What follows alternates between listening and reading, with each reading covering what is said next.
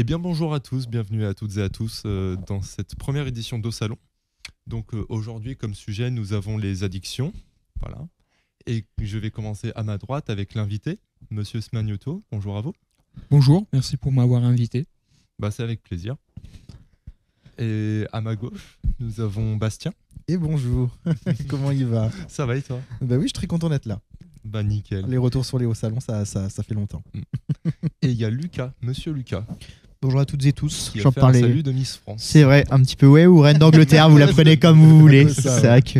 Non, pareil, très heureux en vrai. J'en parlais un petit peu tout à l'heure en off. Là, je me positionne vraiment comme un ignorant complet. Et donc, justement, moi, je suis là juste pour apprendre. C'est vraiment aucune plus-value à l'émission. Juste, je reçois. C'est meilleur poste. Et moi, je suis plutôt le poste un petit peu info parce que j'ai la petite tablette. Donc, s'il y a besoin d'éclairage, besoin de chiffres ou quoi que ce soit, je suis là. J'ai de quoi faire des recherches si jamais. Merci beaucoup, Bastien. Pour vous éclairer sur les sujets, finalement. On aura Le peut-être besoin. Wikipédia du plateau, au final. Exactement.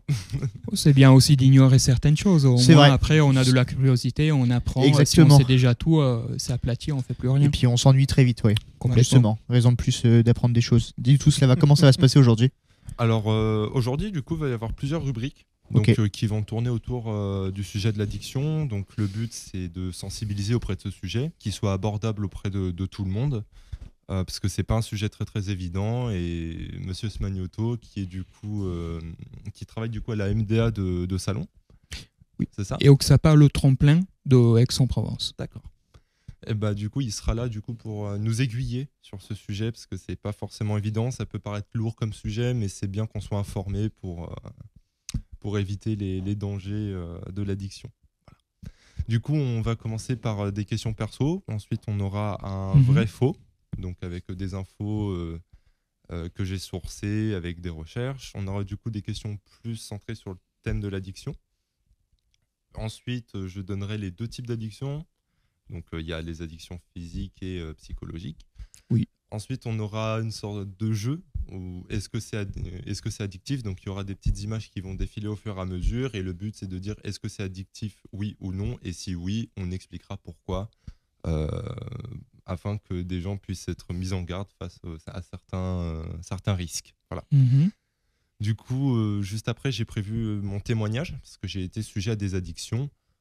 Donc voilà, c'est peut-être intéressant de partager mon parcours à vous pour que vous puissiez avoir un petit espoir si vous êtes sujet à des addictions. Et le but après, c'est de faire aussi d'aborder les addictions de la vie courante.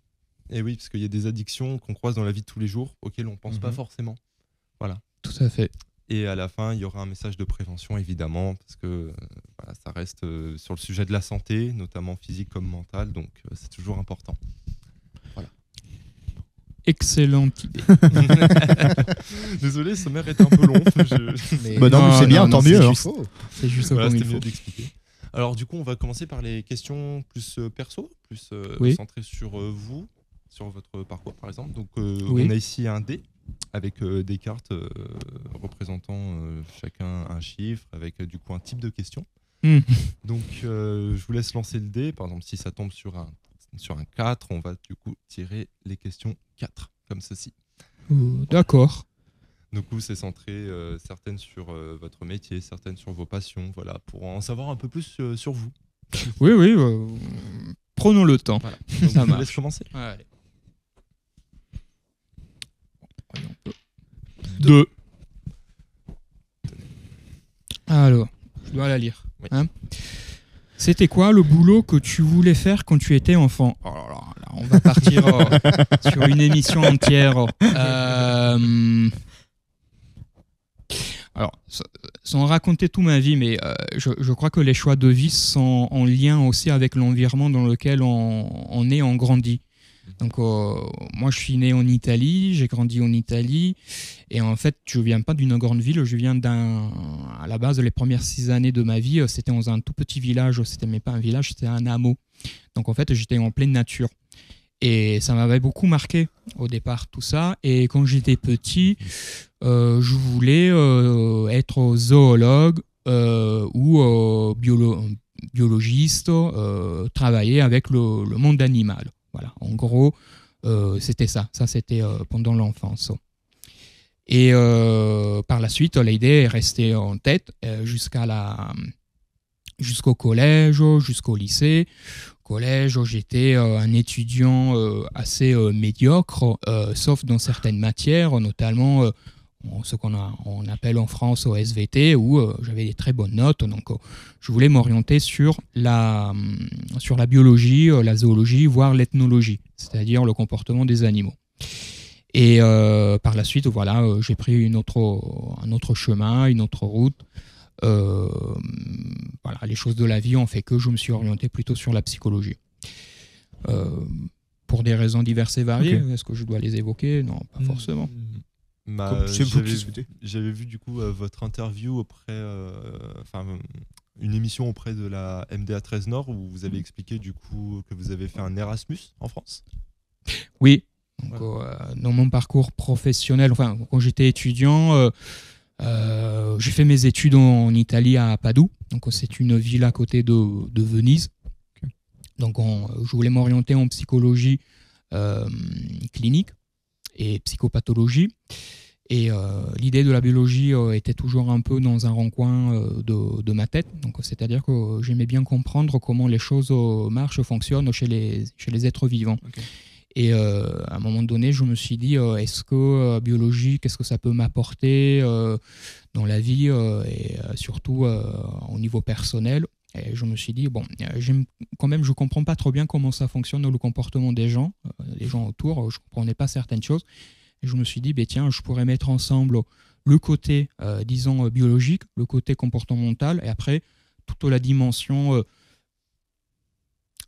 littéraire, philosophique, un peu spirituelle, et mettre ensemble tout ça. Et il me semblait que la psychologie pouvait donner des pistes de réflexion autour de ça.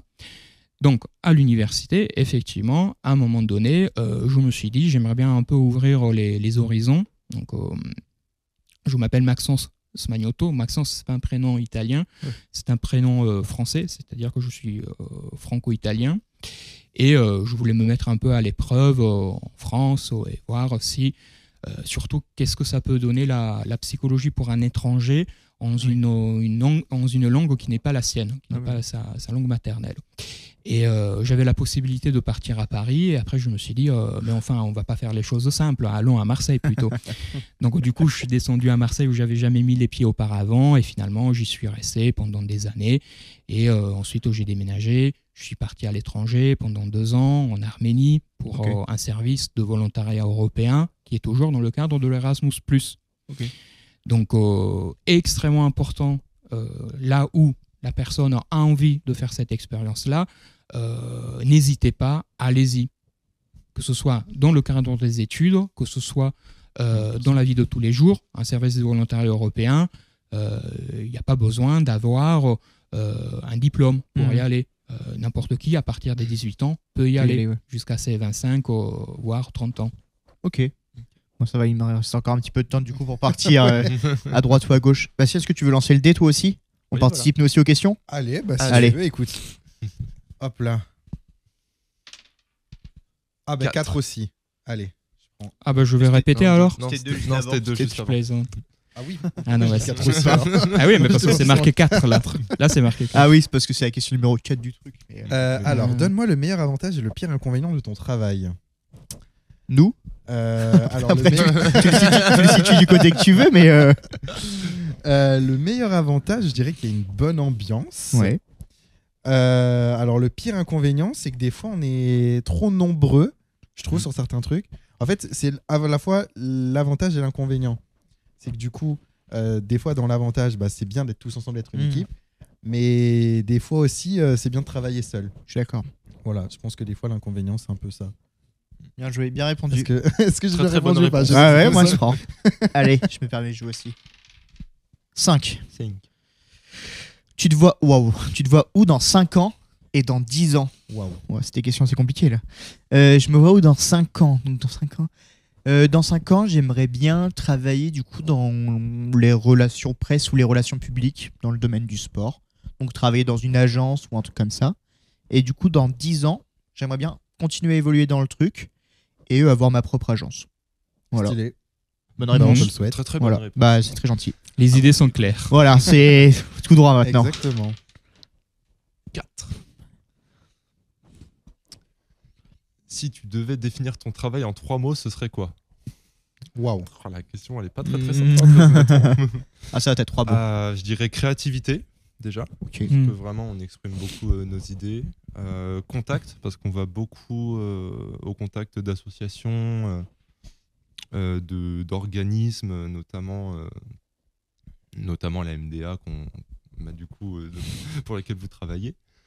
Et en 3e mot, passion. Ouais, ça nous passionne, c'est vraiment un univers qui est vraiment passionnant. L'audiovisuel, moi même si je suis plus spécialisé dans la photo, l'audiovisuel c'est passionnant. Voilà. Bien joué. Est-ce qu'on fait un deuxième tour ou pas de questions? Allez, Allez. si vous voulez.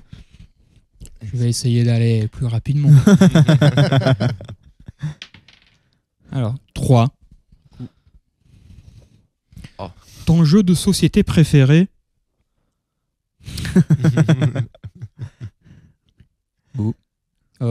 Uno. Ok. Voilà. Ouais, c'est très bien. Il y en a quelqu'un de l'équipe qui a dit pareil tout à l'heure. Ah, ok. Ça fait- Oui, j'aime bien Uno. Quand je travaillais en MEX, on jouait énormément à Uno avec les jeunes qui étaient accueillis à la MEX. Donc, c'est les foyers pour les mineurs. Et franchement, il se passait beaucoup de choses. C'était très intéressant, notamment autour de la triche. Oui, le Uno c'est souvent comme ça. Eh ben oui. À toi Bastien. Allez hop, un second tour. Eh bien, nous partons sur round 2. Hop là, je récupère. Y a-t-il une école ou une formation pour faire ce que tu as fait? Oui. c'est alors, l'instant. il va c'est pouvoir en parler. C'est l'instant promo là. c'est l'instant promo. Bah non, je peux plus faire de promo pour mon école parce qu'elle a coulé.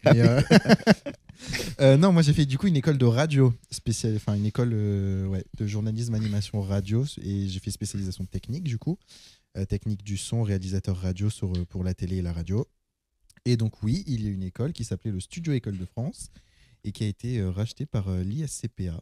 Voilà, donc si jamais l'ISCPA, il y a des campus à Paris, Lyon et Toulouse, il me semble. Voilà. Ok. Bonne Voilà ce que j'ai réponse. fait. Très pragmatique les réponses. Ah ouais, J'aime bah bien. tant mieux. Ah bah écoute, moi on me demande des chiffres, des données. je 4. les donne. As-tu une anecdote de travail à nous raconter? Oh, bah alors là, je pense Ah, qu'il y en a pas qu'une. J'en ai, mais je réfléchis du coup à celle que je peux dire et celle que je peux pas dire. Est-ce que j'ai des anecdotes de travail? Ouais, en vrai, j'en ai une.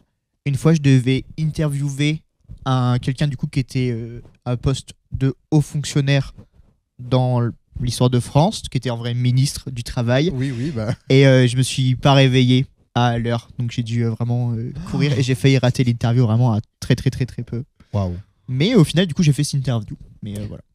En psychologie, on appelle ça un acte manqué. Ah oui, Oui. bah là, en plein dedans, vraiment. Ah bah là. Un acte et une interview presque manquée aussi. Non, il était très très bien cette interview, crois-le. C'était Ah qui bah oui. on peut avoir l'info, c'était qui la ministre C'était l'ancien ministre du Travail, monsieur Olivier Dussopt. Ok, ah oui. Ok. Sous le gouvernement Borne, c'est ça? Bah là, c'était encore avant. C'était en 2022, donc je pense que c'était pas encore bon. C'était Castex. Castex. C'est la fin Ouais, de Castex, je alors. pense, ouais. Ok. 5. Un projet que tu rêverais de mettre en place. Ouh. Bah, actuellement, j'ai un petit projet perso que je vais mener dans mon coin. C'est un projet photo, encore, où justement je vais faire une série de photos qui reprend l'univers des artistes que j'écoute. Exemple, j'aime beaucoup Vald, qui est un rappeur français que j'aime énormément. Il est même sur ma peau. On verra pas trop oui. les caméras. Voilà. Il est même sur ma peau. Mais voilà, le but c'est de reproduire l'ambiance de ses clips ou de la cover de ses albums. Voilà.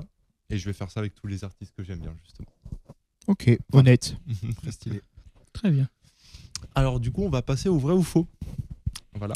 Allons-y. Donc, le but c'est d'énoncer des idées reçues, des phrases qu'on entend souvent sur les addictions, avec du coup un travail de recherche qui est fait derrière. Et du coup, voilà, le but c'est de dire vrai ou faux et d'expliquer.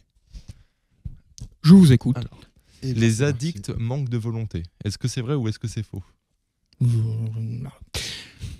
Alors, les réponses que je vais vous donner se base principalement sur mon expérience professionnelle et sur mon ressenti. Donc, la réponse que je peux donner à cette question-là, c'est faux. C'est pas qu'il manque de volonté. Ça, on peut le penser avant de commencer à travailler avec des personnes qui souffrent de leurs addictions. C'est une vraie souffrance.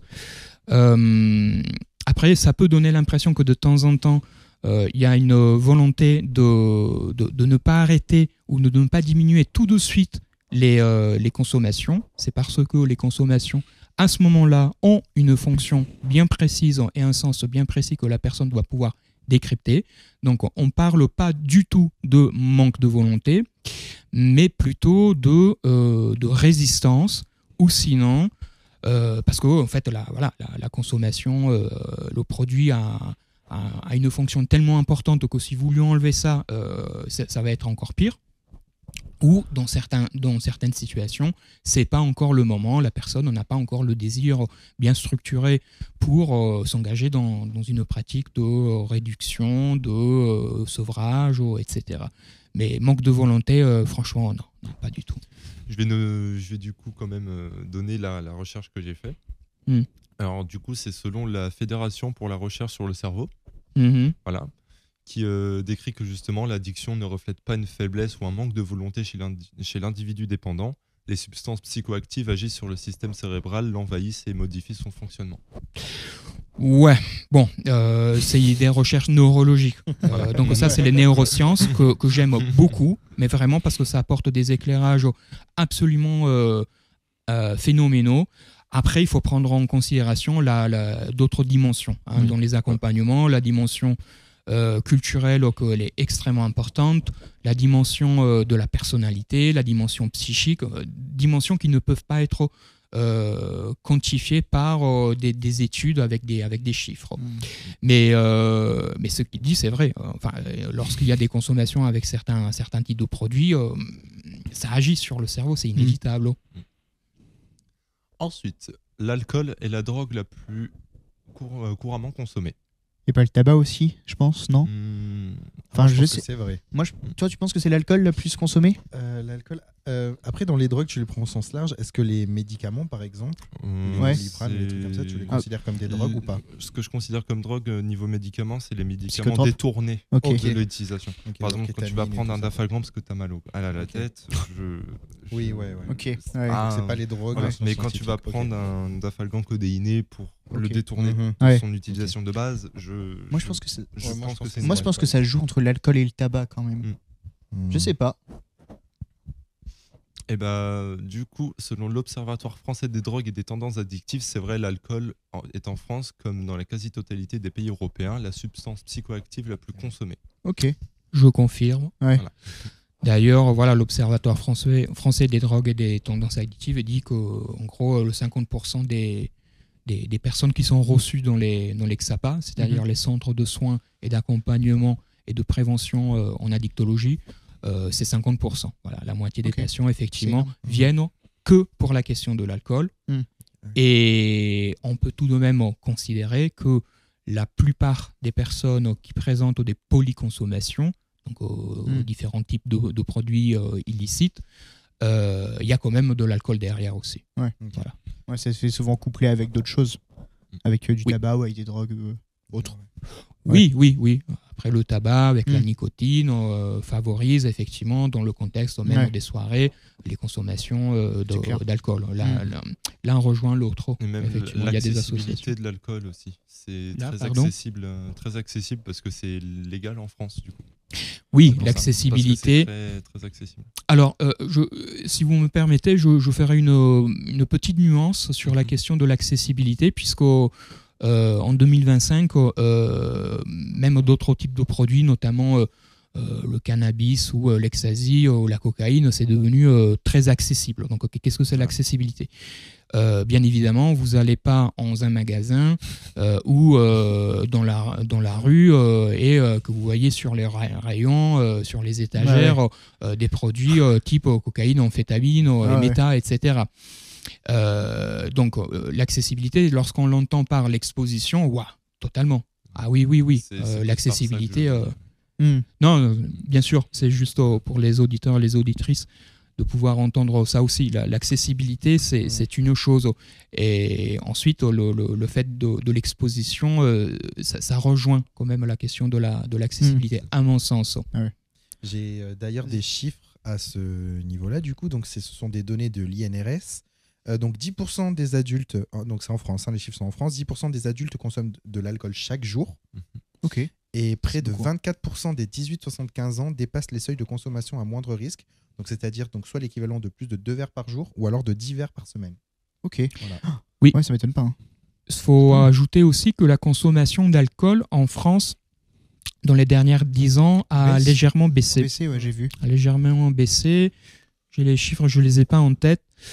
Voilà, c'est les chiffres de 2024 en tout cas. Voilà, donc en fait entre 2014 et 2023, on est passé de usage quotidien pour, disons, le 9,3% à 7%. Ok. Ah oui. C'est de même 2,3% sur une population globale de presque 70 millions d'habitants. C'est pas mal. Ouais. C'est pas mal.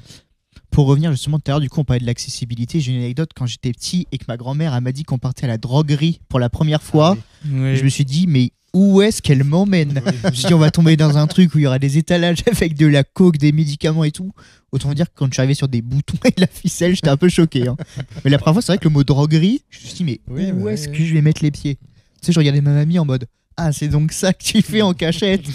Finalement, je reviens du coup des fils de couture et des boutons. Je suis en mode, bon, un peu choqué, mais bon. C'est vrai. En troisième idée reçue, du coup, idée reçue, troisième remarque, observation, les personnes en rétablissement peuvent avoir besoin d'un suivi à vie. C'est une bonne question. Je vous renvoie la balle. Non, moi, je suis pas expert. Non, non. Pareil, Ça personnellement. dépend. Ouais, ça dépend, je pense, déjà du coup de la quantité, du temps qu'il a consommé la drogue, etc. Peut-être. Oui, voilà. Et pareil, après, ça dépend de tout à chacun, je pense. C'est pour ça que dans la phrase, c'est marqué peuvent avoir besoin, mais que c'est pas une obligation. Alors, je peux vous répondre sur ce point. Ça dépend du profil de la personne. Ouais. C'est-à-dire s'il y a des comorbidités, ce qu'on appelle des comorbidités ou pas, c'est-à-dire la personne, il y a des consommations, mais il n'y a pas de pathologie sous-jacente. Tandis que pour d'autres personnes, il y a des pathologies très lourdes, que ça peut être de la schizophrénie, ça peut être de la psychose paranoïaque, ça peut être de la mélancolie, de la bipolarité, etc., qui favorisent énormément la prise de certaines substances ou certains comportements addictifs. Donc là, le suivi à vie, oui, il y a des situations où tout de même, il y a un suivi à vie effectivement à faire. Ça représente un tout petit pourcentage. Et après, ça dépend des services. Donc les XAPA, ils n'ont pas vocation à faire des suivis pendant toute une vie. Après, ça dépend des époques aussi, parce qu'il y a 30 ans, il y a 40 ans, les choses se passaient d'une certaine façon. Aujourd'hui, les demandes, y compris de la part des services publics ou des ministères, sont un peu différentes. Mais cela dit, ça ne veut pas dire qu'une personne qui est suivie dans un service, qui part et que pendant quelques années n'a pas besoin d'être suivie et qu'ensuite revient, la porte est fermée. Ce n'est absolument pas le cas. Une personne peut être suivie dans différents services au cours de sa vie et faire des allers-retours. Les portes ne sont jamais fermées. Elles sont fermées seulement dans des situations très particulières, lorsqu'il y a une mise en danger, lorsqu'il y a des grosses violences, et que là, décision de l'équipe et de la part de la direction, la personne, voilà. Mais en ce cas-là aussi, la personne est réorientée ailleurs. Okay. Donc oui, ça peut arriver quelquefois, mais dans mon expérience, franchement, c'est pas vraiment le cas. Okay. Je trouve que les personnes qui viennent demander de l'aide, en quelques années de suivi, il y a vraiment des améliorations, mais vraiment. Bon, heureusement, quelque part. S'il n'y avait pas d'amélioration... tant mieux. S'il n'y avait pas d'amélioration, on devrait re-questionner un peu le travail, le mode de fonctionnement et le type de prise en charge. C'est sûr. Mais est-ce que du coup, les personnes qui ont déjà eu une addiction et qui ont été traitées ou soignées, du moins l'addiction n'est plus là, est-ce qu'ils du coup sont plus sujets plus tard à peut-être retomber dans une autre forme d'addiction que la moyenne des Français ou pas? Alors, il y a des personnes qui ont une prédisposition pour, qui ont une appétence, qui ont des prédispositions. Donc, de temps en temps, effectivement, ils peuvent développer des nouvelles addictions. Or, les nouvelles addictions, ça n'existe pas. Ouais. C'est juste que le symptôme qui provoque l'addiction s'est déplacé. C'est-à-dire, il y avait une addiction, est parti sur un autre type d'addiction. Quelques temps après, il y a eu des cas comme ça. Je me souviens de beaucoup de patients qui ont arrêté avec un produit et tout en souriant, ils viennent et me disent je ne consomme plus. Et en les questionnant, en fait, ils font 2 ou 3 heures de sport par jour. Mais ça fait du bien. C'est la tendance addictive qui se déplace. Ouais, c'est ça. Ça s'est déplacé. Voilà. Le symptôme s'est déplacé pour différentes raisons. Donc, ça peut arriver. Après, oui, il pourrait y avoir une tendance, effectivement, à se dire que puisque l'appétence est là et que les tendances sont là, la personne est plus sujette que d'autres à reprendre des comportements addictifs ou plutôt des substances. Ça peut arriver. Après, la personne, lorsqu'elle voit que les choses commencent à devenir compliquées pour elle, elle peut très bien reprendre rendez-vous avec les personnes qui l'ont suivi en disant bon voilà, aidez-moi à tenir l'abstinence, par exemple. Ça, c'est un travail qu'on fait dans les services, c'est aider la personne à maintenir l'abstinence, effectivement. Du coup, phrase suivante. Oui. Une personne qui a arrêté de fumer est guérie. Bon, qu'est-ce que ça veut dire, guéri ça va, c'est très large. Guéri. Alors, guéri de quoi après, alors, physiquement, ça, c'est plutôt un médecin addictologue qui pourrait vous donner des indications et des réponses beaucoup plus précises que la mienne. Après, même les suivis pour le tabagisme sont très, très spécifiques parce qu'il y a un pneumologue, il y a un psychologue, il y a un médecin addictologue. Donc, en fait, dans mon service, on ne fait pas de suivi de type tabacologue. Donc, je dirais que d'un point de vue de physique, si pendant 1 an, 2 ans, il me semble que la moyenne, c'est à peu près 8 mois, 10 mois, quelque chose comme ça, un peu pour que le physique puisse bien se reprendre des charges de nicotine. On pourrait dire que oui, que les choses vont mieux pour lui. Après, guéri, on ne sait pas, on ne peut pas vraiment le dire, à mon sens. Parce que selon, avec les recherches que j'ai faites, selon le CHU de Lyon, seulement après 5 ans, le risque de cancer du poumon est réduit de moitié. Et 10 à 20 ans après, l'espérance de vie redevient identique à celle d'une personne n'ayant jamais fumé. D'accord, tu m'apprends quelque chose, merci. Ouais, moi aussi j'ai vu des stats comme ça, mais après tu sais, c'est les stats vraiment du coup trouvés sur internet, c'est genre une personne qui arrête de fumer après 40 ans, c'est comme si elle avait jamais fumé de sa vie. Bon, autant te dire que bon, c'est un peu des chiffres qui sont donnés comme ça, tu le prends, tu le prends pas. J'essaie de regarder sur des sites de CHU, je vais bien le croire. Mais c'est très bien. C'est pour ça, ça concordait. Donc, prenez des chiffres, prenez des études et utilisez-le comme éléments complémentaires les uns aux autres. Parce que moi, je vous donne des réponses du point de vue du psychologue. Je ne peux pas me mettre à la place d'autres confrères, d'autres consoeurs. C'est le but de l'émission, de compléter vos informations avec les recherches que j'ai pu faire. C'est très bien. J'ai quelques chiffres sur le tabagisme d'ailleurs. En 2022, donc c'est en France du coup, c'est environ 12 millions de personnes âgées de 18 à 75 ans qui fument quotidiennement, donc soit 25% de cette tranche d'âge. Donc c'est des chiffres de Santé publique France. Et donc depuis les années 2000, par contre, le taux de tabagisme a quotidiennement diminué. Donc c'était de 30% en 2000 à 25,3% en 2021. Oui, ça a rebondi avec les vapoteuses. Et avec le prix du paquet, à 10 euros le paquet, c'est compliqué. Et tout de même, il y a la question des préventions qui ont été faites et aussi d'un certain discours social qui a un peu changé. Ne serait-ce que dans les films, on voit presque plus personne fumer, alors qu'avant...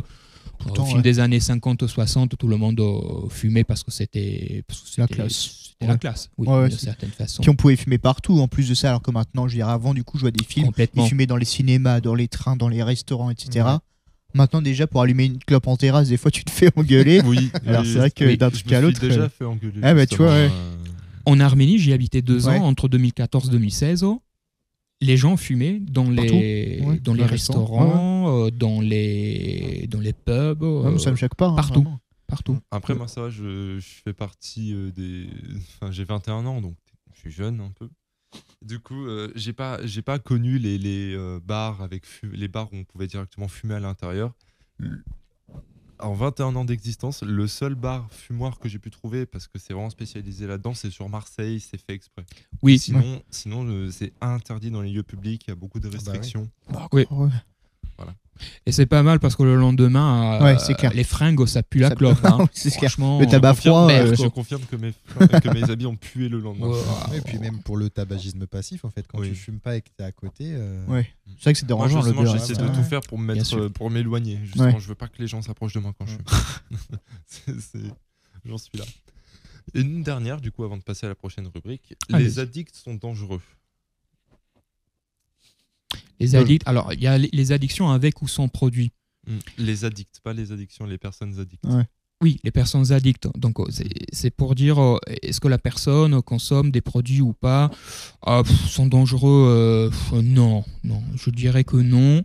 Dans leur globalité. Après, bien évidemment, il y a des personnes qui, sous l'emprise de certains produits, peuvent devenir très dangereux pour eux et pour les autres, parce que dangerosité, c'est dangerosité pour soi ou pour les autres, au point d'interrogation.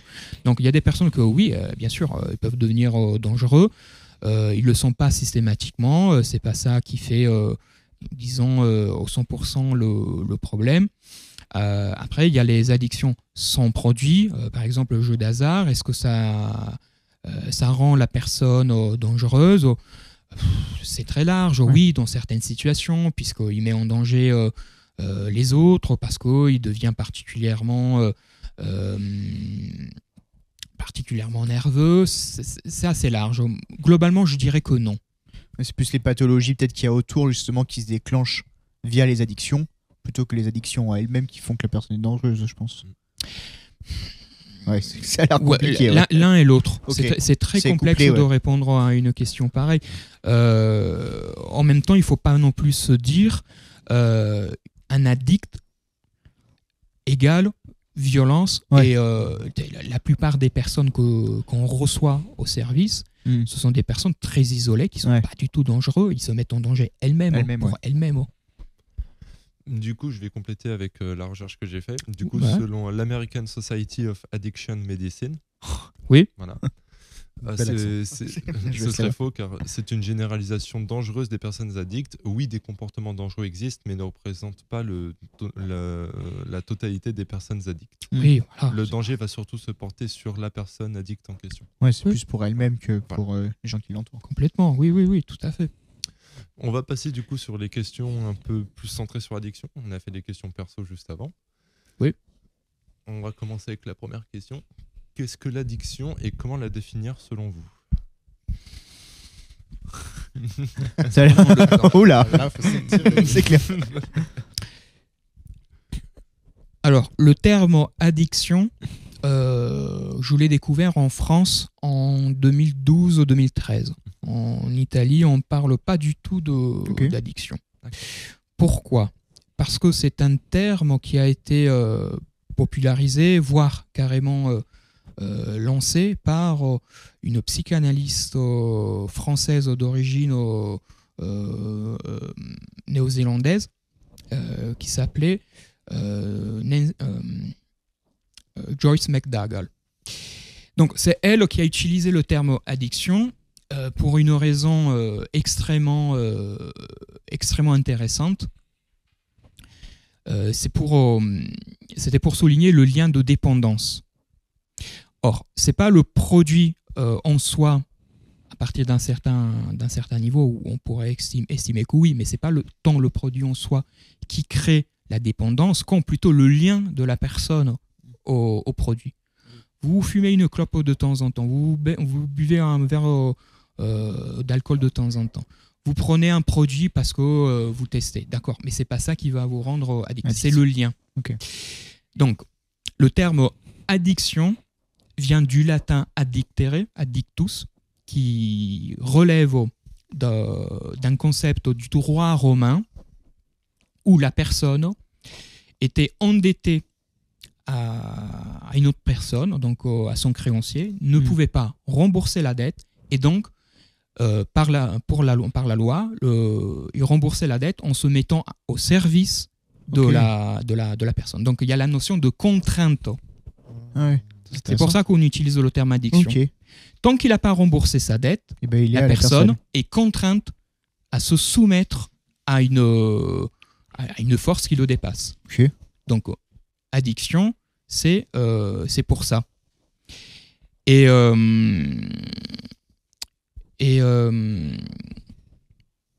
donc, l'addiction, comme on peut la définir aujourd'hui, c'est lorsque une personne, en gros, je veux dire, lorsqu'une personne a un lien de dépendance à un comportement répétitif ou à un produit et que ce lien-là cause des soucis majeurs pour la personne dans son quotidien. Une personne peut consommer de temps en temps des choses, mais ça ne lui crée pas de soucis. Et il peut s'en passer. Lorsqu'il y a un comportement ou un produit qui doit pouvoir être utilisé pour que la personne puisse se lever le matin, pour qu'il puisse aller au travail, pour qu'il puisse aller faire ses études, pour qu'il puisse parler, qu'il puisse se nourrir, qu'il puisse faire tout, là, on peut parler effectivement à un moment donné de addiction. Quand la personne ne peut pas se passer de ce produit pour faire des tâches qu'il ou elle aurait fait habituellement sans. Exactement. Il y a des gens qui ne peuvent plus s'endormir sans leur joint. Il y a des gens qui ne peuvent plus se concentrer sans tel ou tel truc, qui ne peuvent plus travailler sans tel ou tel truc. Exemple,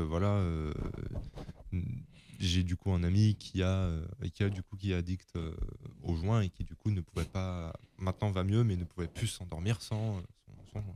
Du coup, c'est ce genre de, c'est quand vraiment le corps ne peut plus prendre les décisions sans cette substance.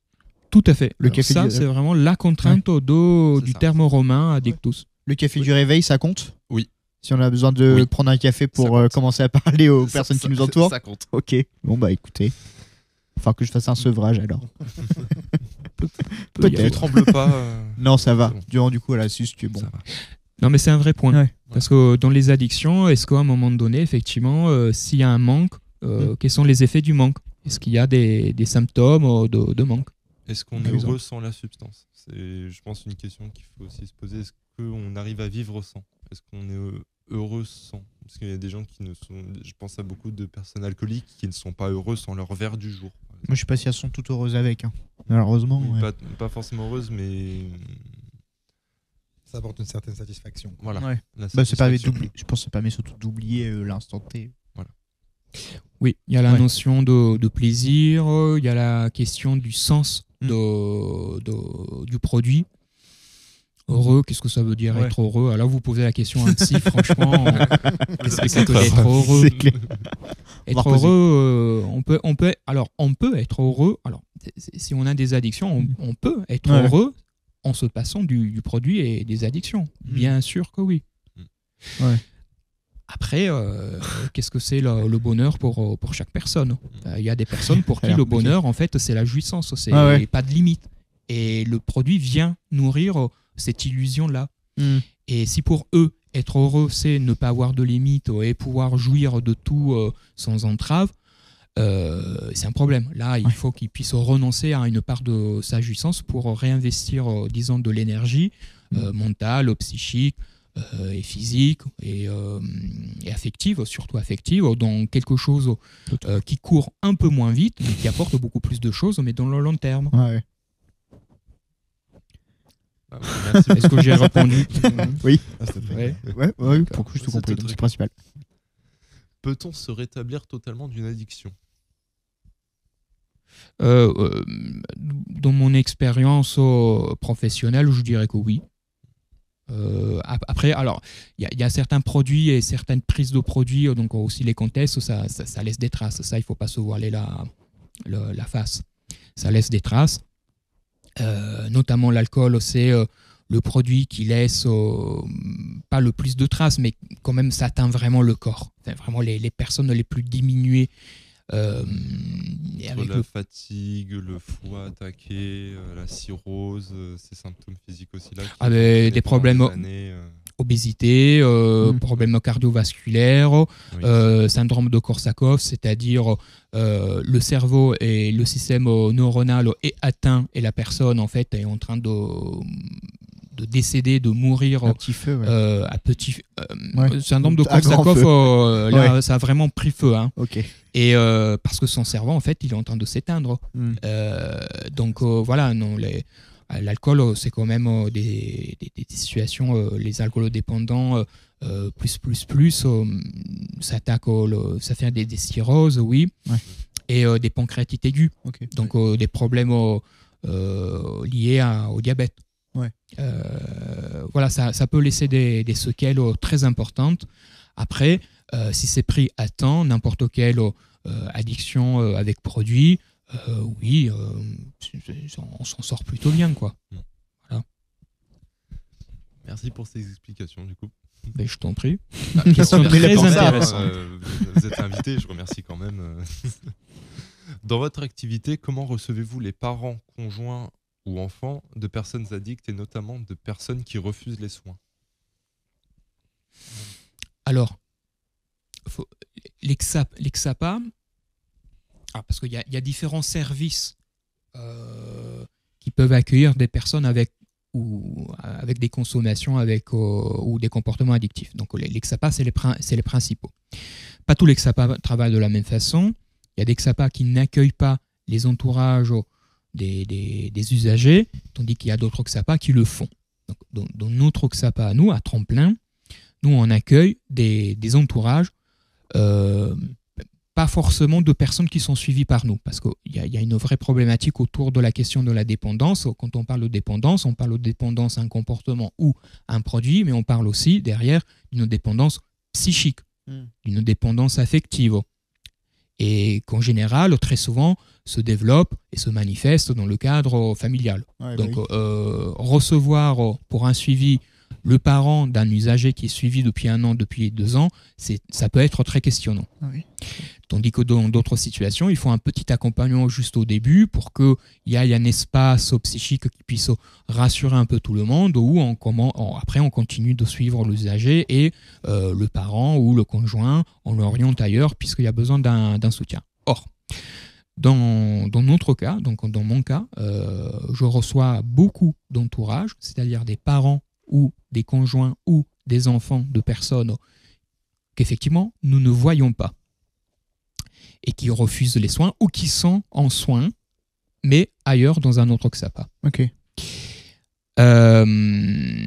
Comment on les reçoit? C'est selon la demande, sur 2 demandes. Soit l'entourage vient pour avoir des renseignements, le produit, qu'est-ce que c'est, quel effet il a, quels sont les centres de soins, qu'est-ce qu'il faut faire, qu'est-ce qu'il ne faut pas faire. 2 ou 3 séances, c'est suffisant pour faire une évaluation. On leur suggère tout de même de pouvoir bénéficier d'un support, d'un espace psychique où ils puissent un peu mettre au travail certaines choses.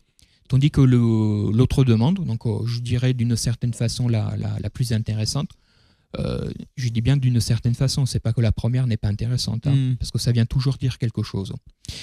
Mais c'est plutôt lorsque les parents viennent ils sont perdus. Voilà. Des parents, des conjoints, ils sont perdus, ils ne savent plus quoi faire, ils ont une grosse remise en question. Et donc ils cherchent, ils savent pas trop bien qu'est-ce qu'ils cherchent, mais ils cherchent une aide, ils cherchent un support, ils cherchent un espace qui puisse les accompagner. C'est pour ça qu'on parle de support parental, de guidance parentale, d'espace de support, pas d'espace psychothérapeutique. Quoique ça peut avoir des effets psychothérapeutiques. On les reçoit et on évalue la situation, on évalue leurs demandes et on commence un petit peu à interroger. Voilà, qu'est-ce qui vous amène ici? À quel moment vous avez décidé de demander à l'aide? Qu'est-ce que vous avez essayé jusqu'à présent? Dans quelle mesure pensez-vous que vous pourriez participer à la problématique? Il y a des personnes qui ne se rendent pas compte qui participent à la problématique, puisque la consommation, très souvent, est inscrite dans un système de fonctionnement familial, qui peut être dysfonctionnel, mais peu importe, mais ça a un sens tout de même. Et là, petit à petit, voilà, la personne, on commence à avoir des attitudes différentes, commence un peu à briser certains stéréotypes qu'il avait dans la tête, commence un peu à nuancer, commence un peu à changer de comportement, à donner des réponses différentes et à s'adresser, par exemple, à leur enfant différemment. Avant, il y a des parents que j'ai reçus et qui s'adressaient à leur enfant adulte comme si c'était un gamin. À 25 ans, on ne peut pas s'adresser à son propre enfant avec une petite voix. C'est infantilisant pour la personne. C'est infantilisant. Donc, le fait, d'ailleurs, la bouteille ou le joint, qu'est-ce que c'est un peu tété aussi. C'est un peu un biberon. Donc, on accompagne un peu les parents dans ce sens-là. Les conjoints interroger un petit peu qu'est-ce qui a fait lien. Très souvent, les conjoints, on les oriente vers des thérapies de couple. Et les parents, si les conditions sont réunies, thérapie familiale. Ok. Et moi, je me posais une question, parce que là, on parlait justement des conjoints et des parents, donc ça fait preuve de bon sens que ce sont ces personnes adultes. Mais pour les enfants, comment ça se passe? Je pense quoi, du coup, quelqu'un adulte, je sais pas, il a 35 ans par exemple, il a des addictions par rapport au tabac, et il a un petit enfant de 10-12 ans. L'enfant de 10-12 ans, il va peut-être pas pouvoir faire les démarches, justement, pour venir vous rencontrer, vous. Comment ça se passe dans ces cas-là? C'est la personne justement qui demande pour son fils ou sa fille? Oui, ça peut arriver, ou sinon il y a eu un signalement de la part de l'école ou de la part d'autres. Dans tous les cas, un enfant, parce que là on parle d'enfants, pas d'adolescents ou de jeunes adultes, un enfant manifeste un certain mal-être à travers son comportement. Il se retire, il s'isole, il va pas bien à l'école, il est insolent, etc. Donc, à un moment donné, l'enfant est reçu par un travailleur social ou par un psychologue, dans un cabinet ou dans une maison des adolescents ou dans un CMP enfants et ados, qu'on sais-je. Et donc là, on commence un peu à tricoter et oui, effectivement, mon papa ou ma maman consomme, blablabla. Et là, on essaie un peu comment dire, mais de l'accueillir, qu'il puisse ne pas se sentir seul avec ça. Et si la personne, si le parent est suivi, tant mieux. S'il n'est pas suivi, on essaie de le convoquer en leur parlant, pas pour lui faire la morale, mais voilà, il y a des difficultés à la maison. Ce serait bien aussi par rapport au bien-être de votre enfant, que vous puissiez être aidé, que vous puissiez être accompagné. Ça, c'est pour les enfants. Moi, ça m'est arrivé de recevoir des ados et des jeunes adultes qui sont en difficulté par rapport aux consommations de leurs parents.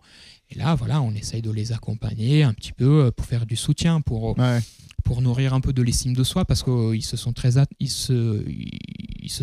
atteints par ça. Et puis impuissants du coup par rapport à ça, justement, des fois par rapport à la figure paternelle ou autre.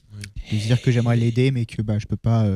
En fait, en soi, c'est pas l'enfant va pas se dire j'aimerais l'aider, mais juste il voit son père en détresse. Et juste désarmé par rapport à ça, parce que c'est ça son grand modèle, donc il est désarmé. Oui, non, mais tout à fait. C'est pas évident. C'est pas évident pour un parent de voir ses enfants en grosse difficulté. C'est clair. Et où le produit cristallise d'autres problématiques derrière en réalité, mais pour un enfant non plus. Un enfant a besoin quelque part un peu d'idéaliser ses parents parce que c'est les parents qui doivent le protéger. Donc de voir un parent en grosse difficulté, ça peut être compliqué. Ok. Voilà. Ça marche. On va passer du coup à la rubrique suivante. Voilà. Oui.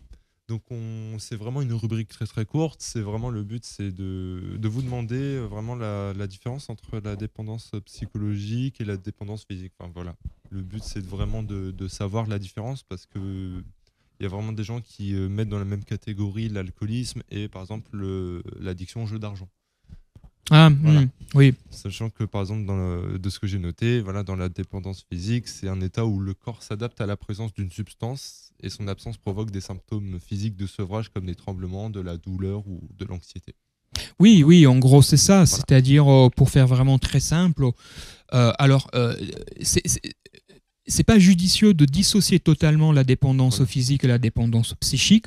Mais c'est de au moins pouvoir éviter de trop mélanger les deux. Exactement. Je sais que oui.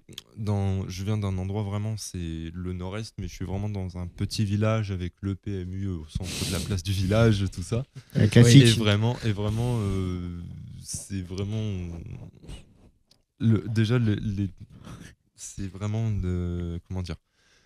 une tradition en fait, et du coup ça va être lié à la même chose, et j'ai l'impression que ça même dans plein de films et même dans la culture, c'est rentré dans le même type d'addiction parce que ça vient du même endroit, alors que c'est pas la même. L'alcool ça va y avoir des effets de sevrage, alors que le jeu d'argent, ça va plus être la sensation de gratter. Ouais. C'est plus psychologique. C'est plus, je pense que c'est mieux de faire un peu la différence sans trop les dissocier non plus. Oui, voilà. Mais il ne faut pas non plus effectivement les mélanger. Voilà. Tout à fait. C'est d'avoir une ligne entre les deux, même si elle est proche, avoir quand même une ligne séparatrice. Oui, tout à fait. Donc, pour ce qui est de la dépendance physique, tu viens de l'énoncer.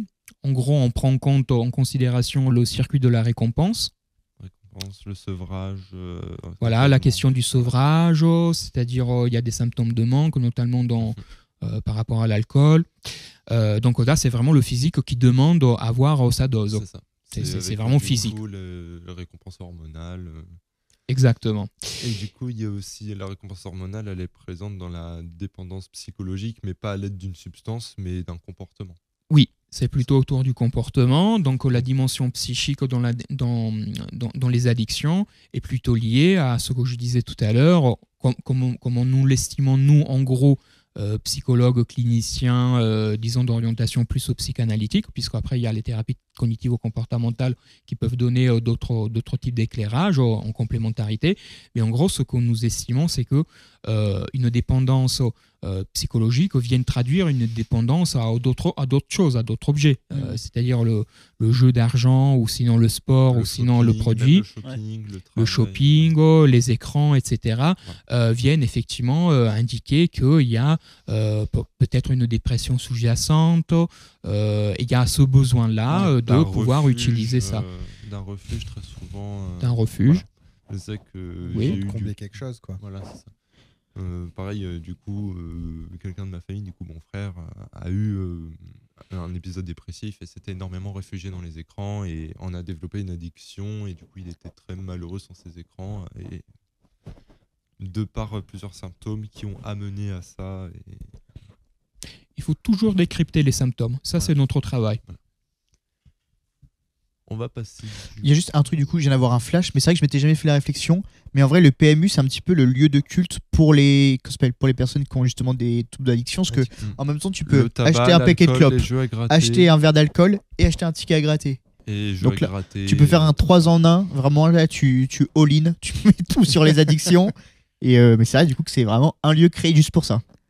Enfin, pas créé que pour ça, mais c'est vrai que c'est là du coup, et c'est là justement quand tu parlais des petits villages, normalement tu vois des personnes, on les appelle souvent les piliers de comptoir, c'est souvent les piliers de bar exactement qui sont là. Tu passes le matin à 9h en allant au boulot, elles sont là. Tu débauches, tu reviens le soir à 18h, elles sont encore là. Tu te dis, lui, il y a des chances qu'à mon avis, il ait misé toute sa maison sur le cheval numéro 12, qu'il ait acheté 3 paquets de clopes et 6 verres d'alcool. En vrai, là, on en rigole, mais malheureusement, il y a beaucoup de personnes, surtout dans les petits villages, etc. Où oui, mais même dans les quartiers. Ah ouais, oui, c'est vrai. Même dans les quartiers. Dans les quartiers, il y a les piliers du PMU. Ouais, c'est clair, ouais. Ça arrive un petit peu partout. On va passer du coup à la rubrique suivante, où du coup, va y avoir plusieurs images qui vont défiler. La régie qui va faire défiler des images. Et du coup, le but, c'est vraiment de dire est-ce que c'est addictif ou pas. Et si ça l'est, on explique pourquoi. Et si ça ne l'est pas, je pense que... C'est un petit jeu du coup auquel on joue tous, c'est ça ? Voilà, c'est ça. Allez, on va essayer de jouer avec Bastien, à voir si on est bon ou pas. On commence du coup... C'est sûr que ça. Moi non plus. On commence la régie avec la première image. Voilà. Donc, l'alcool, addictif, évidemment, je pense que oui. Ma foi. Voilà. Moi, je vote pour oui. Voilà. Moi, je vois la question. J'ai pris des images assez évidentes, mais le but, voilà, c'est de sensibiliser. Bah, c'est addictif, pas automatiquement, mais en tout cas, oui. À partir d'une certaine quantité, d'un certain type d'usage, puisqu'on parle de mésusage en général aussi, oui, ça devient addictif. Alors, loin de l'addiction du coup, mais je me dis quand même que là, il y a des bouteilles où je pense à peu près savoir quelle marque c'est, en fonction de la couleur de la bouteille et de la couleur du capuchon. Alors ça, je pense que la bouteille au premier plan, à mon avis, c'est une bouteille d'Henken. Oui, je pense que si tu reconnais les bouteilles... Je pense que celle tout à droite, ça va être une Lef, et celle qui est juste à sa gauche, à mon avis, je pense que c'est une Desperados, parce qu'elle est blanche et le logo, il est blanc au-dessus. La noire, c'est une chouffe chérie. Ouais, il y a des chances. Il y a des chances. On passe à l'image numéro 2, la régie. L'autre 2. Celle qui vient après celle-ci. Le bénévolat. Bon, j'ai vraiment pris les plus évidents, mais c'est vraiment pour montrer. Voilà, évidemment que non, je pense pas. Moi, je pense pas non plus. C'est pas évident, c'est pas. J'aime bien la réponse parce que, pardon, j'aime bien la question parce que la réponse peut être intéressante. Il y a un auteur, il y a quelque temps, qui parlait des addictions avec du produit, blablabla, et il disait que beaucoup de patients sont plutôt addicts à la vitesse, à ce que ça leur apporte, le travail, le succès, voilà. etc. Et même les échecs. Il y a des personnes qui sont addictes à leurs propres échecs. Ça leur fait vivre des choses. Et le bénévolat, bien sûr, comment peut-on critiquer le bénévolat puisque c'est bénévole. Voilà. Mais oui, il peut y avoir une forme, disons, de dépendance et d'appétence et d'addiction au bénévolat. C'est-à-dire, si je ne fais pas de bénévolat, je me sens complètement inutile, j'ai un effondrement psychique. Il y a beaucoup de personnes qui font que du bénévolat aussi pour des raisons qui ne concernent pas que le bénévolat, mais plutôt la fonction qu'a pour elle. Après, de mettre le bénévolat dans la liste des produits addictifs, c'est l'activité en soi, elle n'est pas considérée comme addictive. C'est plus ça, j'ai pris des images assez évidentes. Oui. Non, mais j'aime bien l'idée. Image numéro 3. Passer du temps en famille. Pas addictif. Wow. Je suis pas sûr que ce soit vraiment addictif. Voilà. Pas... Bof. Ça dépend qui est ta famille. C'est vrai. Ouais, alors. Si t'es le fils d'Eisenberg, par exemple. Alors, oui et non. Disons, alors, comme je disais tout à l'heure à plusieurs reprises, il y a des produits et des addictions qui viennent traduire d'autres types de dépendance. Donc, effectivement, il y a des personnes qui. Le fameux alcool familial ou des trucs comme ça. Je dirais plutôt le fameux, je reste chez mes parents jusqu'à 30-40 ans. Ah oui. Et je consomme parce que c'est mon plaisir à moi. Et en fait, ils font tout à ma place. Je reçois beaucoup de parents comme ça, qui font tout à la place de leur enfant, qui les ont habitués comme ça et qui viennent quand leur enfant a déjà 25 ou 30 ans en se plaignant. Finalement, il y a une plainte qui émerge en disant mais c'est pas possible, si je ne fais pas à sa place, lui ou elle ne fait rien. Bon, on peut parler effectivement d'une forme de dépendance psychique et affective à la famille avec un peu un état fusionnel où quitter la famille est insupportable pour la personne. Donc ça se traduit par des addictions. Dans certains cas, oui, ça peut l'être. Voilà. Mais dans l'image idéale, c'était vraiment le repas de famille dimanche après-midi avec papy, mamie, tonton. Ah, ouais. C'est plus une habitude qu'une addiction, je pense. C'est plus un terme d'habitude plutôt que quelque chose dont le corps est addict. Non, mais il peut y avoir des habitudes un peu qui s'installent dans les repas de famille, puisque les repas de famille, c'est tous les jours, et tous les jours, c'est bien arrosé avec tonton qui commence un peu à trébucher. Après ou pendant le repas. Se dire, mais qu'est-ce qui lui arrive Non, il est fatigué. Oui. Il est tout le temps fatigué. Prochaine image, s'il vous plaît. Le jeu à gratter, du coup. Le jeu d'argent, de hasard. Moi, je pense que oui. Mais c'est ce qu'on expliquait tout à l'heure, voilà, sur le psychologique, etc. C'est vraiment phénoménal ce truc parce que moi je joue pas du tout. Donc un jour je me suis dit tiens, je vais essayer de comprendre un peu comment ça marche ces trucs là sur internet. Et j'ai dû miser quoi 15 € en tout, 10 € même pas. Donc c'était pour comprendre un peu le mécanisme. Mais c'est impressionnant. C'est impressionnant, ça joue énormément sur la frustration. Ouais. Ça joue sur la frustration et le fait de pouvoir gagner plus, oui. de se reprendre. Parce qu'à tout moment, ça peut tomber, le jackpot. Ouais. Sauf que ça arrive avec une chance sur beaucoup de chance, sur beaucoup. Et je crois qu'il y a une chance sur 300 millions pour le loto, si je dis pas de bêtises, Bastien. Alors là, pas regarder. Là, peut-être c'est pas si tu veux, du coup, je peux en parler si tu veux, parce que moi, du coup, j'ai joué un petit peu, mais pareil, du coup, pas au point du coup d'être des addictions. C'est-à-dire que là, si je m'arrêtais, etc., c'était juste entre copains et histoire d'aller gratter un truc. Ouais. Mais c'est vrai que ça joue beaucoup sur la frustration. Et comme on grattait en groupe aussi, c'était celui du coup qui allait gagner la plus grosse somme. Sauf que ce qui se passe, du coup, c'est que quand on est 4 à jouer et qu'aucun des 4 gagne, c'est là, du coup, normalement, on devrait se dire, ça sert à rien de rejouer. Non. C'est on rejoue jusqu'à que quelqu'un gagne. Et je dis n'importe quoi. Il y en a un qui gagne par exemple 20 €. Et après, avec les 20 €, on pourrait se dire ça va, je me suis remboursé. Non, avec les 20 €, on était plus parti du mode écoutez, maintenant que j'ai gagné en vrai, venez, je vous en rachète un. et on rejoue. Ou alors jusqu'à venez, je vous paye à boire. C'est ou un des truc comme ça, ouais. Et Non, ça non, se mais, rend avec l'autre. même sur Internet, j'avais remarqué que je savais pas que c'est sous forme un peu de jeu. Ouais. Oui, il y a On dirait un vidéo game. Ouais, carrément. de casinos en ligne aussi. Du coup, Ouais. Bastien, ton Donc chiffre. j'ai trouvé le chiffre, c'est un peu loin cela va, c'est une chance sur 19 millions. Ah, C'est pas j'étais 300. un peu loin. C'est pour ça que j'ai demandé confirmation. 300 millions, c'est notre dette. Et encore, c'est 300 milliards. 300 000 milliards. Une chance sur 19 millions, oui, voilà, il y a vraiment l'objectif de vouloir se refaire à tout prix, mais bon, ça arrive une fois sur énormément de chance. C'est clair. Prochaine image, la régie. Les chiens Passer du temps avec ses animaux de compagnie. Bah ouais, c'est de la dépendance affective, je pense, plus qu'autre Ouais, chose, non? je pense Plus qu'il peut y qu'une avoir de addiction. ça, ouais. Je sais pas. J'avoue que. En soi, par exemple, c'est je sais théoriquement, pas, je dirais t'occuper de non, ton mais- chien, lui faire sa promenade ouais. s'il a besoin. C'est vraiment s'occuper de ses animaux. Hmm. Bon, sur le papier, je dirais non. Moi, je dirais non. non sur le papier. Je sais pas. Tendance plutôt à dire non. Ouais, Non. Après, s'occuper d'un animal, ça peut faire énormément de bien. c'est clair.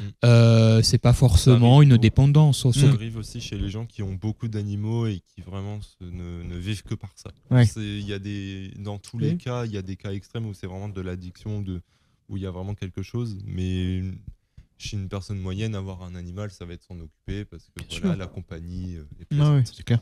Faut être un peu vigilant à ne pas mettre les addictions de partout parce que Ouais, voilà. j'entends de temps en temps, mais on est toujours addict à quelque chose. Tout peut être une addiction. C'est quand même. Non, il y a des critères quand même pour Ouais. parler d'addiction. Hein. Prochaine image, le tabac. bah. Alors ça, Je pense. Je pense que oui. Hein, je suis pas sûr. Ouais. Non, c'est un oui évident. Hein. C'est par la nicotine qui agit sur le cerveau. La nicotine, mais surtout le geste, Le geste, ouais. le plaisir De cracher la au niveau fumée, voilà. Vu que des je suis lèvres. fumeur, Mm. vu que je suis fumeur, genre vraiment j'ai ce plaisir de cracher la fumée, surtout en hiver où je fume et ça fait beaucoup plus de fumée. Je sais pas, c'est quelque chose qui est plaisant malgré tout. Pareil, du coup, à vérifier, moi je balance des infos, elles sont vraies, elles sont pas vraies, en tout cas, du coup, je les lance. Il y a beaucoup de personnes, des fois, je vois qui arrêtent la cigarette et du coup, qui se mettent à prendre des sucettes. Parce que ça revient pareil, du coup, ils ont un petit peu le geste, justement, du coup, d'amener un truc à la bouche. Comme ça. Bon, du coup, ils remplacent la cigarette par le sucre, donc je suis pas vraiment sûr que ce soit bon. Oui. Mais, ouais, l'un dans l'autre, en vrai, je pense que c'est mauvais. Pour Ouais, son sucre. et justement, il y en a beaucoup qui, comme ça, au moins, ils conservent le jet, justement, du coup, d'amener un truc à leur bouche et de leur descendre, je sais pas comment est-ce qu'on dit. Mais il y a beaucoup, justement, ce passage de relais, même des fois du tabac au sucre ou à la sucette en fonction de Julien. Voilà, c'est une info, je la lance. Vous prenez pas, c'est plus mon problème. C'est ça, du coup, c'est remplacer une addiction par une autre. hein. Ouais, ça arrive assez Voilà. souvent, malheureusement. On va Mais en parler une tout à qui est plus saine pour ton corps déjà, je pense. Si la sucette est sans sucre. l'heure. Ouais, parce que le sucre. Ouais, c'est clair. Puis il y en a partout. Je crois que j'avais vu une info, là, je vais aller la chercher, mais il me semble que le sucre, c'est 10 fois plus addictif que la cocaïne, il me semble. C'est possible, je sais pas du tout. Je ne sais pas du tout. Je ne vais pas m'avancer, je ne sais pas du tout. Prochaine image, la régie, s'il vous plaît. Écrire un journal, écrire un livre. Moi, je dirais non, pas addictif. Je l'ai noté comme non addictif pour moi. Le fait d'écrire un petit peu tous les jours, ouais, je sais pas. Pareil, je dirais non, mais. Ouais, c'est plus une habitude. je Ouais. dirais.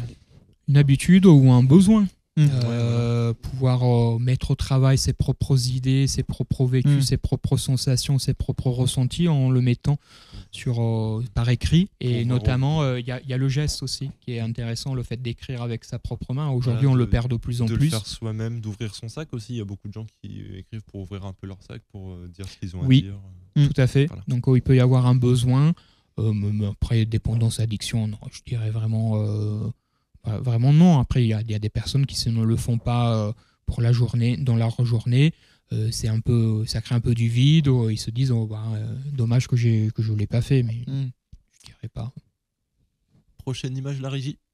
Le travail. Ah oui, Moi, je pense que oui. oui. Très addictif. Ouais. C'est oui au On pense à 150%. toutes les personnes aussi qui peuvent être en burn-out ou Ouais. qui ne vivent que par le travail, par la pression aussi des supérieurs, par tout ça.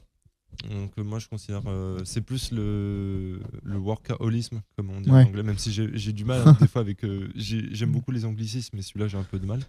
Mais workaholisme, vraiment bourreau de travail mais de façon exagérée. On en parlait tout à l'heure, en vrai, des fois, au-delà du travail, du coup, ça peut être une addiction soit à la réussite ou à la reconnaissance des autres, plus que le travail Ce que ça apporte en en lui-même. ça, Ouais. Puis même une satisfaction personnelle ou autre de se dire qu'on qu'on accomplit des choses, je pense. Oui, Ouais. oui, mais l'addiction au travail, ça existe. Ouais. Ça existe, c'est une réalité. Et oui, ça peut créer quand même des gros soucis dans une famille. Hein. Ouais, c'est clair. Personnes Quelqu'un qui qui compte pas ses heures, vivent ouais. que dans leur travail et ils oublient complètement les autres. Et j'ai une question, parce que là, du coup, on parle de l'addiction au travail, mais est-ce qu'on peut être addict au ne pas travail, justement? L'inverse. Une sorte de peur de travail.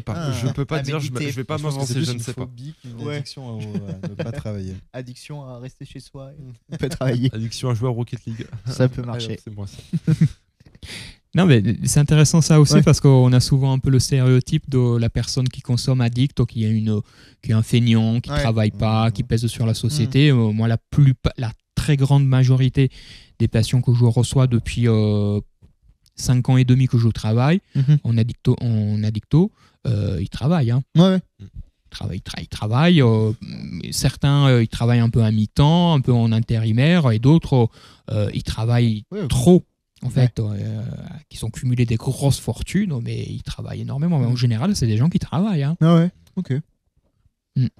En question timing, du coup, je suis désolé, on va faire une dernière image.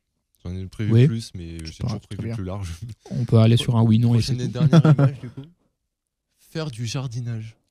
Oh, c'est mignon. Pas sûr. J'ai choisi des trucs C'est du mignon, village, c'est mignon. c'est Non, moi mieux. non plus, je suis pas sûr là. Ben, ça dépend ce que tu jardines. Hein. Voilà. Sinon, il faudrait C'est mettre bien des dit. addictologues dans les Ça EHPAD. dépend ce parce qu'on que- jardine. mais je Ça pense dépend ce que des tu jardines, ouais. légumes. Les légumes. Ouais, Oh, ok, non. c'est très bien.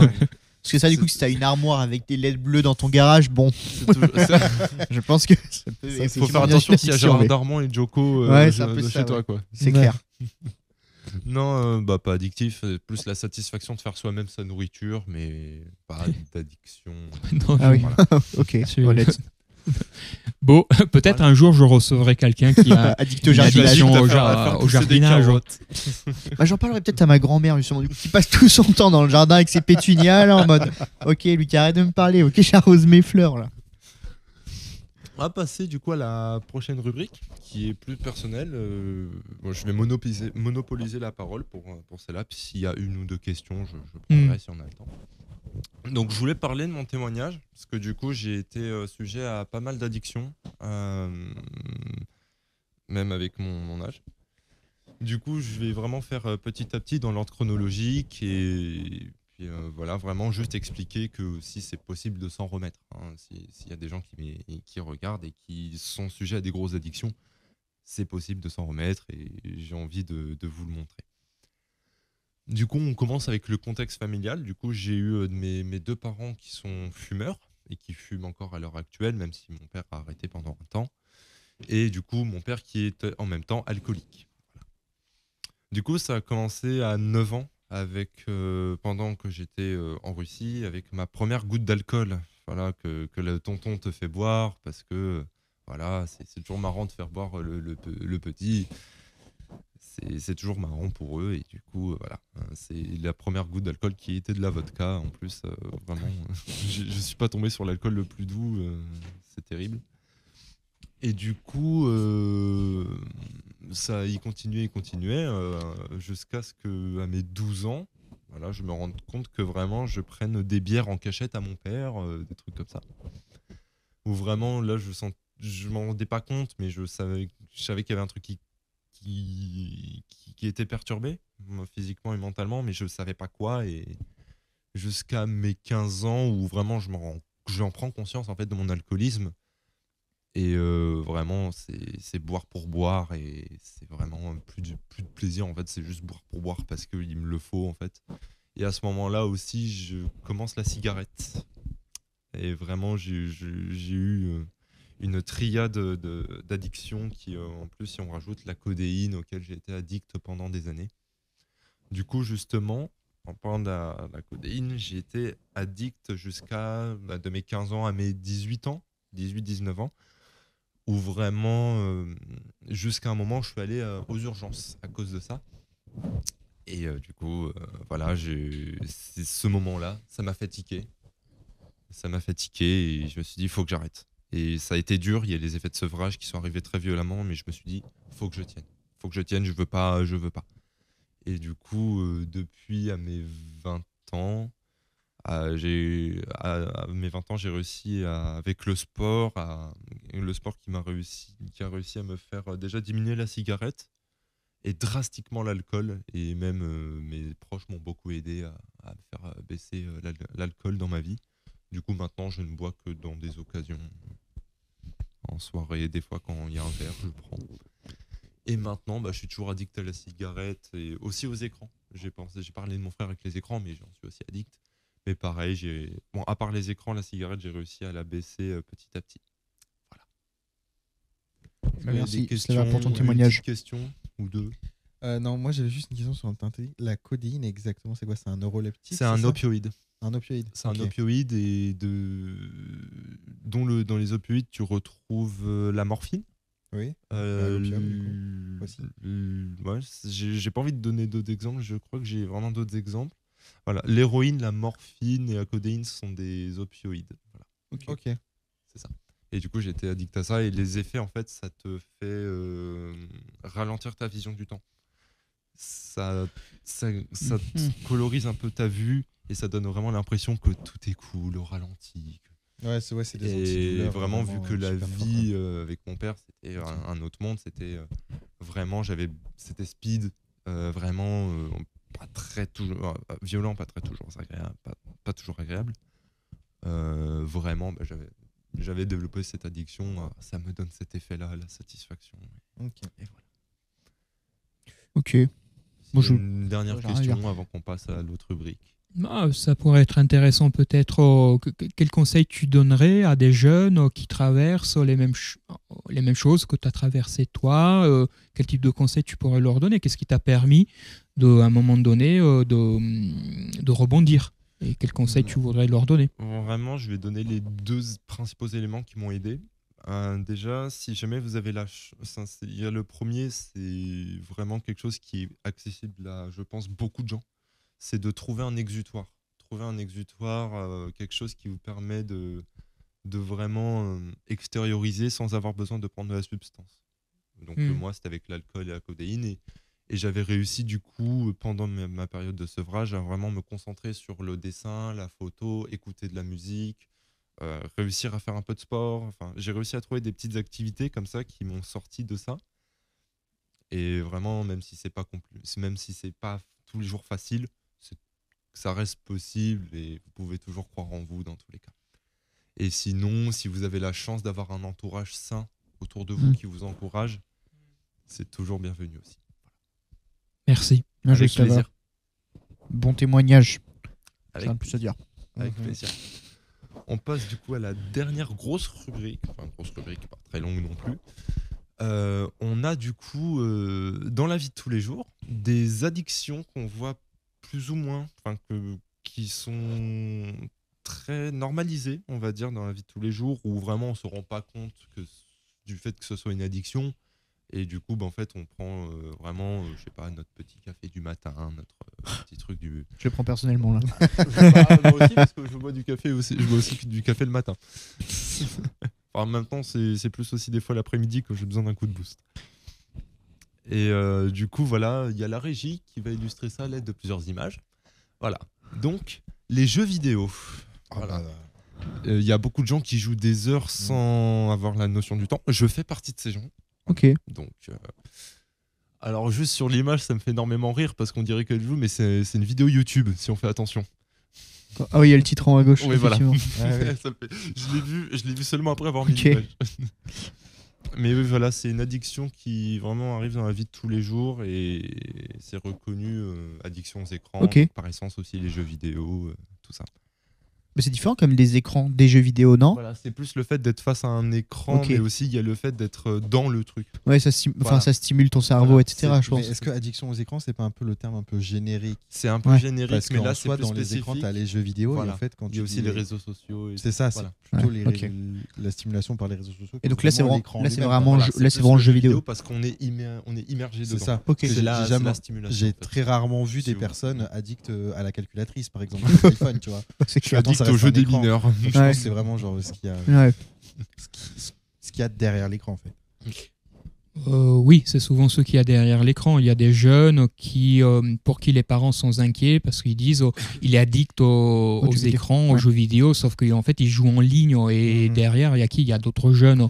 Donc, c'est un moyen pour avoir une vie sociale aussi, de l'interaction. Donc, c'est très important de prendre en compte cette dimension-là. Non pas pour justifier, légitimer quoi que ce soit ou pour banaliser, mais pour faire entendre quel sens a, en fait. Donc, après, bien évidemment, un jeune qui passe, comme ça m'est arrivé de recevoir 11 heures par jour les week-ends et qui commence à se déscolariser, ça parle aussi d'autres problématiques, mais si vous voulez, un jeu vidéo, comme les écrans, c'est fait pour que tu passes le plus de temps possible sur ça. Donc, évidemment qu'il est fait pour exciter, pour stimuler. De ce que j'ai vu aussi, l'addiction aux jeux vidéo, de ce que j'ai pu remarquer chez beaucoup de gens qui ont un peu cette addiction-là ou qui jouent beaucoup, il y a beaucoup de gens à qui ça arrive par condition aussi. Par exemple, des gens qui vont pas avoir qui vont pas avoir un énorme cercle social dans la vraie vie. Voilà, ça m'est arrivé aussi, c'est exactement pour ça que je le faisais, que je joue encore beaucoup actuellement. Bon, maintenant c'est plus par plaisir avec des potes, juste on fait nos blagues, on rigole, c'est drôle. Mais quand j'ai commencé à vraiment m'enfermer dans les écrans, c'était ça. Il y a aussi pareil, encore une fois, le contexte familial, on cherche un refuge, le fait d'avoir un refuge, d'être dans un autre univers, juste avec un écran et une manette, ça fait développer l'addiction, je pense. On parlait tout à l'heure justement du coup par rapport au jeu d'argent, que c'était par rapport à la frustration. Il y a ça aussi parfois du coup dans les jeux vidéo. Le fait d'accomplir vite ses objectifs. Je sais du coup qu'il y a des moments, par exemple, là maintenant ça va, je me suis détaché, je joue plus trop. Mais par exemple pendant le confinement, je voulais pas partir du coup tant que j'avais pas gagné. Alors autant vous dire que quand je commence à s'enchaîner, quand ça joue à Fortnite, et du coup je perds, et du coup pencher. ça m'agace un petit peu, donc je deviens encore plus nul, donc je repère, ça peut être très très long. Ah, c'est comme ça qu'on enchaîne les défaites. C'est souvent comme ça que ça arrive, ouais. Et justement du coup il y a cette dose de frustration des fois qui arrive et qui me dit non, je peux quand même pas aller me coucher alors que j'ai perdu. Du coup je relance. Et comme je gagne, je me dis non, c'est pas possible. Je suis sur une trop belle lancée là, je peux pas m'arrêter alors que je gagne. C'est ça en fait. Et donc justement mon cerveau il se dit non là c'est... Il y a une dimension d'estime de soi. Ouais, aussi, ouais. C'est clair. Prochaine image, la régie. Je vais penser à toi. Le café. Le café. Ouais. Il y a beaucoup de gens qui sont un peu addicts à leur tasse de café du matin pour démarrer la journée. Ouais. Ouais, mais est-ce que c'est, je sais pas si tu as la donnée, mais c'est quoi? C'est vraiment le geste de prendre le café ou c'est vraiment la caféine, l'excitant l'excitant, le fait d'avoir son truc le matin, c'est vraiment un ensemble. Ok.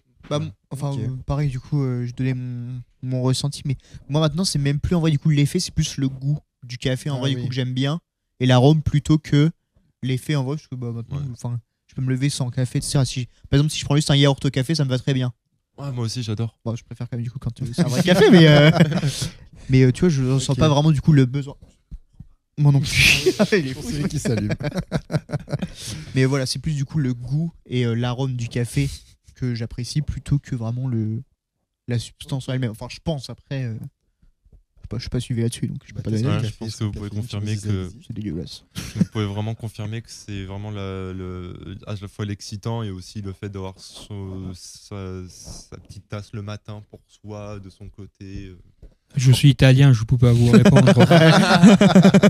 Souvent, en plus, il y a aussi un Italien qui ne boit pas son café le matin, on attention peut se poser la question, qu'est-ce qui lui arrive? Je me prononce. Il va pas bien. Je vais vous laisser animer pour le reste. Il y a une dimension culturelle, attention. Il y a certaines choses, certains produits où il y a une dimension culturelle avec une fonction aussi. Voilà. Et on n'appelle pas ça forcément une addiction.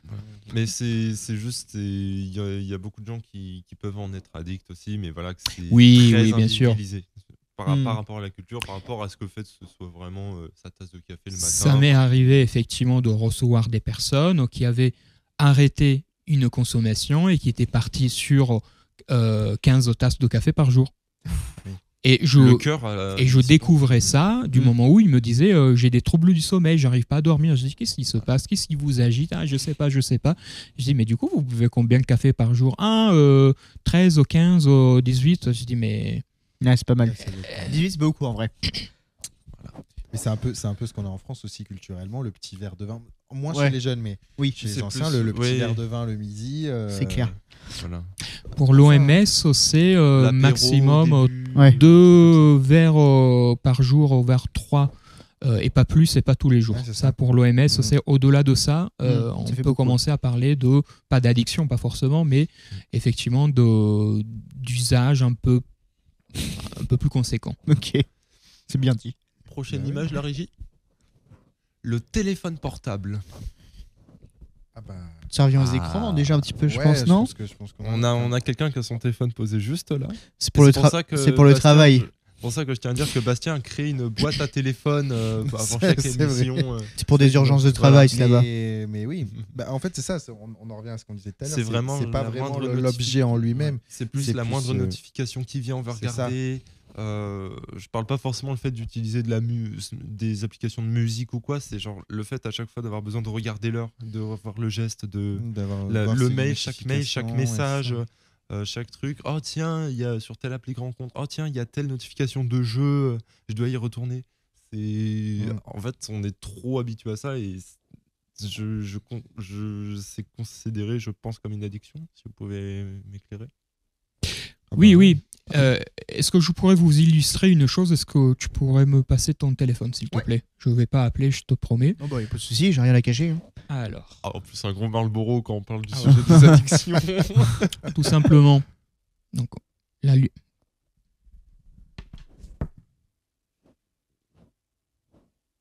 La lumière. la lumière. Ouais. La lumière est faite exprès pour Hop, merci. stimuler des L'œil. circuits neuronaux. Donc, c'est-à-dire que si vous avez une lumière qui fait mal aux yeux, vous restez pas sur le téléphone. Ouais. Tandis que la lumière d'un téléphone, d'un iPhone, d'un smartphone, pardon, Ouais. est faite justement pour que ce soit agréable, pour que ce Mm. soit stimulant. Donc, plus de temps vous passez sur le téléphone, plus il y a de la publicité qui se fait, Ouais. etc., etc. Ça, c'est une première chose. La deuxième chose, c'est la pollution du quotidien par les écrans. Il y a des écrans partout, tout le temps, et ce n'est même pas un choix. C'est là que je trouve que c'est extrêmement Il y a la dangereux. pollution- Il y a la pollution visuelle.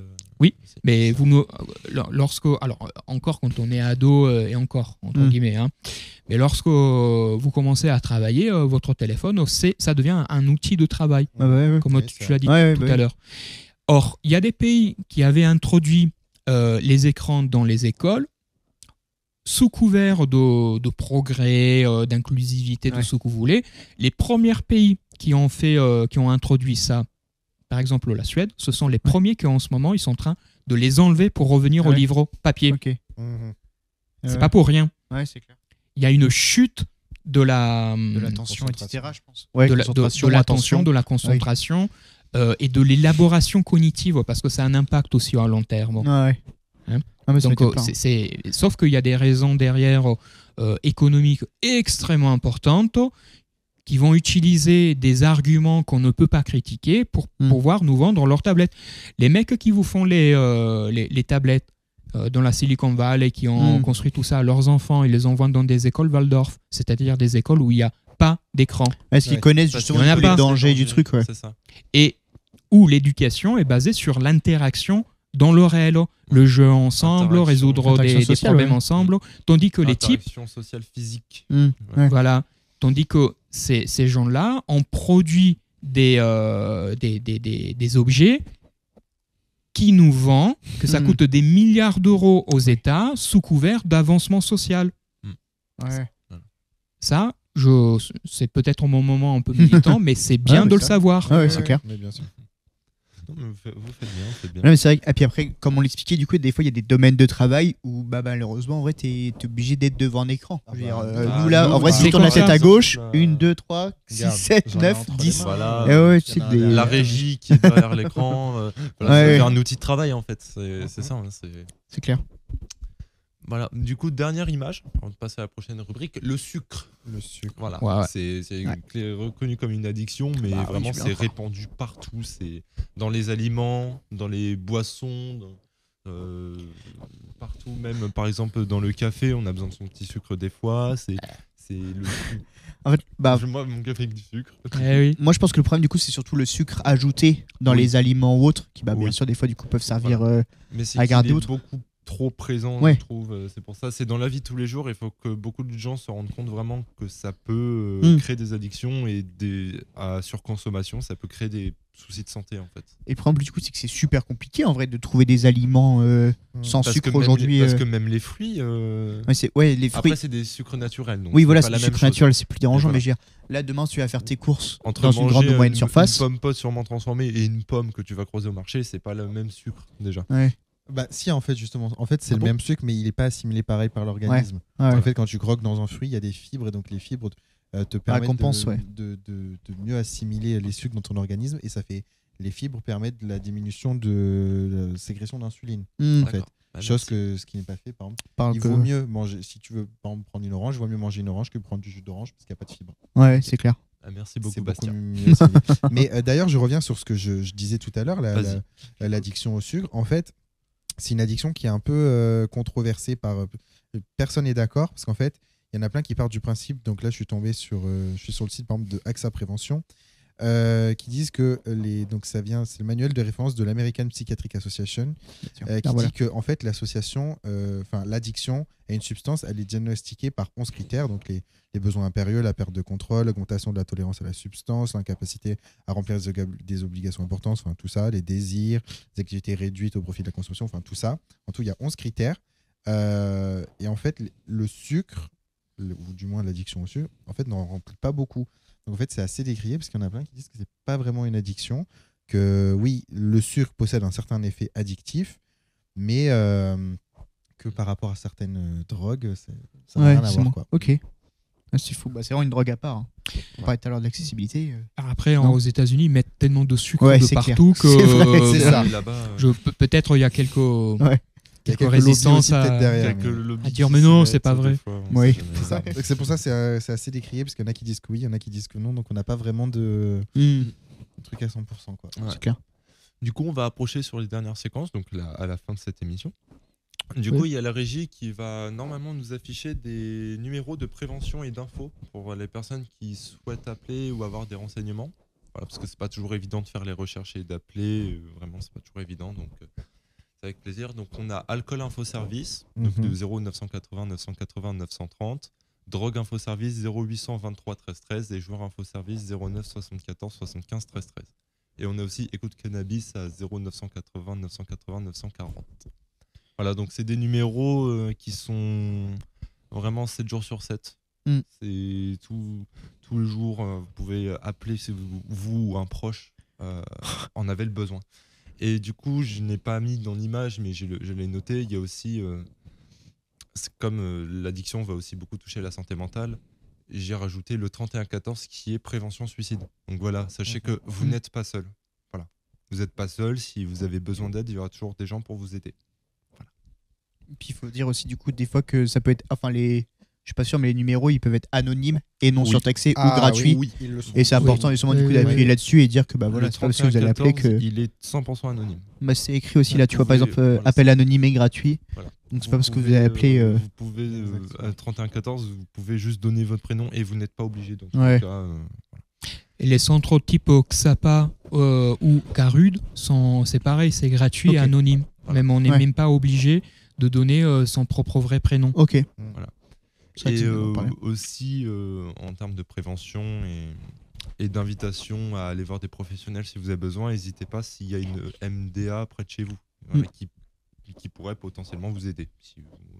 Si vraiment, déjà prendre le pas d'aller voir un professionnel, c'est pas toujours évident, mais si vous y arrivez, il y a les MDA qui pourront vous accueillir.